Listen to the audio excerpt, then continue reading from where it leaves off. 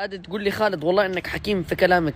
طبعا انا كل شيء الا حكيم، لكن والله انا الكلام اللي يجي في قلبي اقول اللي في قلبي. ودائما يقول لك ايه، انا ماشي بمثل في الحياة، معتبر الدنيا كانها دنيا، وانه يعني اي شيء في هذه الدنيا يزعلني احاول انه اعتبره زعل، وانه ما افكر باي شيء يعني غير انه اقول الحمد لله يا رب على كل شيء. اليوم معكم بتعلم ياباني.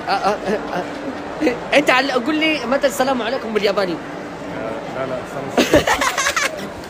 هذه تقول لي خالد ممكن دل على اسم غزل، لو انت منتي بدلعك بصل. هذه تقول لي كلنا مفلسين، الله يفلسك يا رب. والله انا عارف انه كلنا مفلسين، لكن احنا نقول الحمد لله يا رب على كل شيء، وانه ايه يعني مهما صار قولوا الحمد لله على كل شيء، حتى لو مفلسين قولوا الحمد لله. واصلا الفلس نفسه يهرب مننا، حتى الفلس يهرب مننا، يعني الفلوس تهرب مننا، الناس تهرب مننا، البسس تهرب مننا، حتى الستارة تهرب مننا، لكن الحمد لله على كل شيء.